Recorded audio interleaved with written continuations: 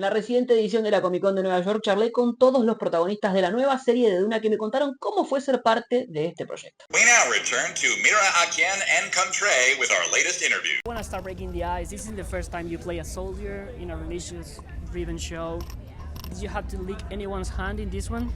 No, I've never had to lick anyone's hand in this one. Now is the time to secure the throne and protect the Imperium. You did the third day, like with a shady character, like anchored on religion or maybe culty things. What do you like about these stories or these characters? I think they can be quite extreme, and that's really fun to play. Yeah. Conniving machinations, kind of just very powerful women. What did you like of this world to accept and go deep into this? It was a women-led story. Emily Watson, who I've known since I was in my 20s, we finally get to not only act together but to be sisters, and complicated sisters. And, you know, it's not all love, it's not all hate, it's a weird combination of the two. Family love, as I've always said, is an oxymoron. But yeah, it's an extraordinary journey. Then I wanted to go on it with these people. You know, Alison wrote brilliant script and was always open to us discussing and changing and tweaking and making it more complex emotionally. And then the beautiful world, you know, we knew we were in safe hands when we walked out onto the set and just knew it was going to look as astounding as it sounded in the rehearsal room. This endangers everything. There are secrets we have gone to great lengths to keep. You know, it was of course intimidating because we love the Dune films and we revere the Dune books, but it also was an opportunity and a privilege and certainly something that you could never pass up, the challenge. So it was thrilling. Did you feel any pressure at all? I mean, I felt pressure in a sense of like, this is not a genre that I previously was watching, or, you know, it felt like something that wasn't really meant for me in some way. I don't think it's like, it for me anyway, it felt like a guy thing, you know? And then I watched the movies. Actually, my favorite part of the movies was Charlotte Rampling playing as the Bene Gesserit. And I was like, wow, like, that is the character that I would love to play. Obviously, like, never really knowing that I was going to end up, like, basically playing, like, Charlotte Rampling's Mother Superior, in a way, you know? So when we were filming, I didn't feel the pressure. I was just focusing on the work. Oh, yeah. But now, you know, this close to release, I do feel a little bit of pressure because it's, you know, this universe means so much to so many people.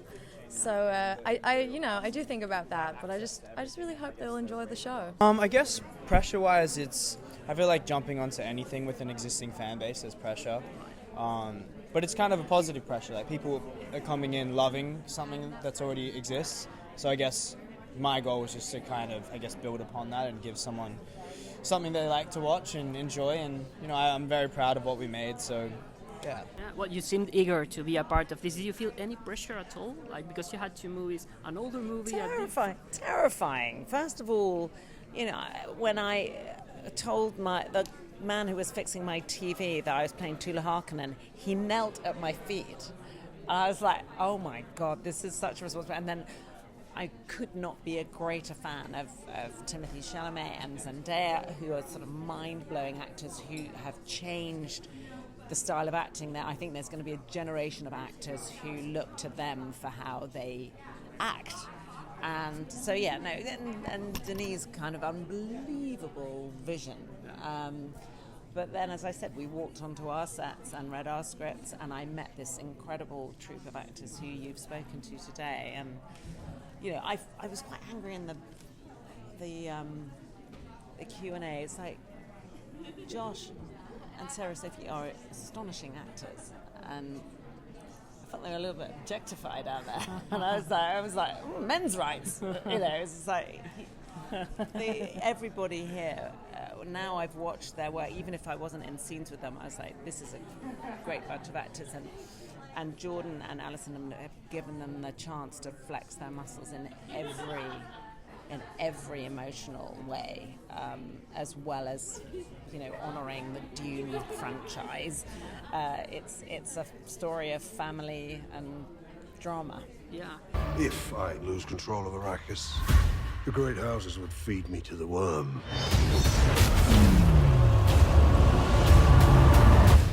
What about the old movie? Because of course you're gonna use the new ones because Yeah. you are working in that realm. But Yeah. what about the old ones?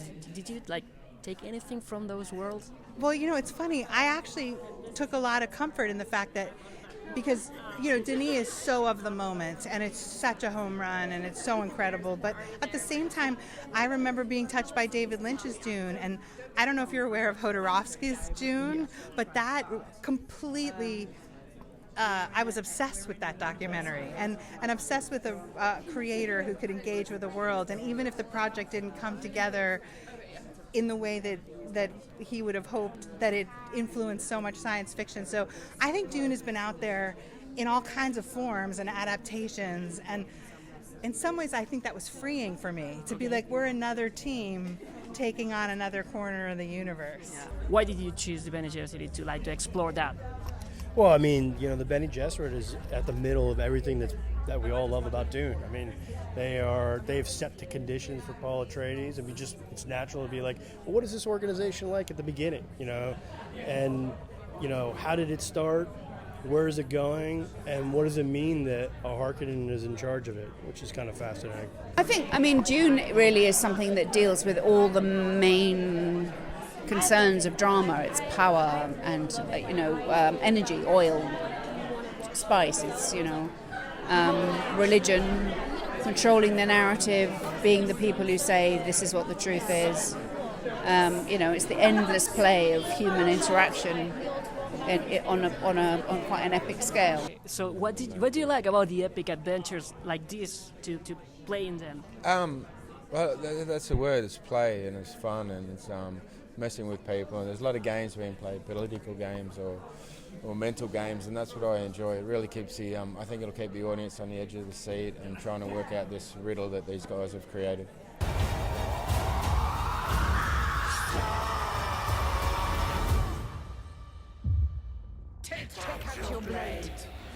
You played a younger character, so you had your counterpart is someone playing your older part. Yeah. Did you work together with her, like to define the character, maybe the way she talks, maybe the way she moves? So by the time I went to go film, I was able to be shown 20 minutes, around 20 minutes, like it was really secret at the time. Okay. I got to see a lot of the show. So I got to see how Emily was playing the character, but obviously, naturally, a lot of it like wasn't necessarily what I needed to be doing, but obviously I learned so much from it. But I think really just like talking to Emily as like a person and not really directly about work told me everything that I needed to know about how she was going to approach the character, and it genuinely felt similar to me anyway. So we just had a lot of things in common anyway. Did you watch the movies like maybe to help you to shape your character or like? Yeah, I love the movies like everyone else. My character is a new character, okay. So in terms of that, I didn't use the films. The scripts are so well written, so a lot of it was, you know, I got a lot out of just reading them, and then, you know, working with our amazing showrunner Alison Schapker and Jordan Goldberg. I mean, yeah. Yeah, Okay. I've watched both movies But with that in mind. Well, I watched the first film I watched without knowing about this role or anything like that, and I watched that a few times, watched it at IMAX and kind of everywhere.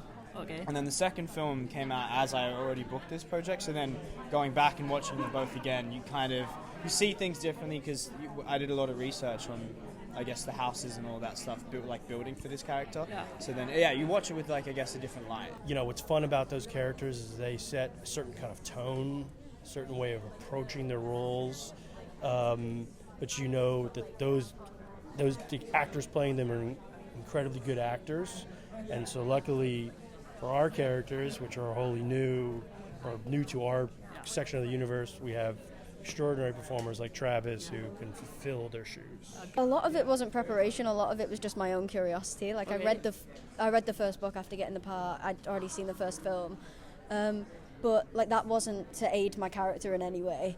I felt like I already had what I needed with the scripts because my character doesn't exist before this show. So I think a lot of it was just figuring out the humanity in Lila, and while taking into account that she is in this big sci-fi universe, also finding like the through line to her as like a teenage kid who is just figuring out what she's doing. Well, I think that in the films you see the Bene Gesserit at the, they are in full power. They've been a long-standing institution. They're incredibly mysterious, and they're, I'm sure doing all kinds of ruthless things.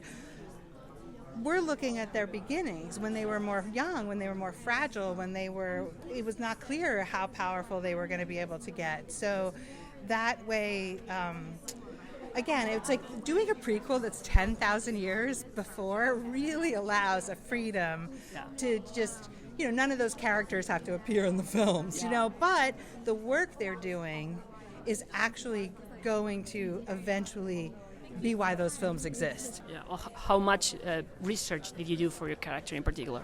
Absolutely none.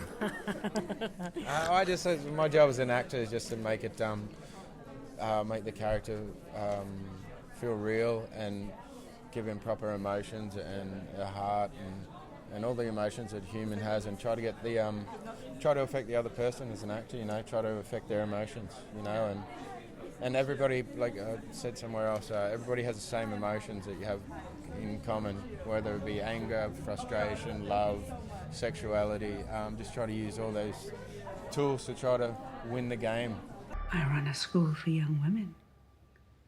We're not a threat to anyone. For people that want to see women, being space guns of knives, you should watch a show. It's really badass. Okay, yeah. Genuinely. Did you put any Easter eggs throughout the show? In terms of things that would reward a hardcore Dune fan, yes. Okay. Yes. I can't wait for that. I can't wait for you to find them. They're gonna love it. Okay. They're gonna be obsessed with this TV show. It's gonna be the biggest TV show in the world, maybe ever.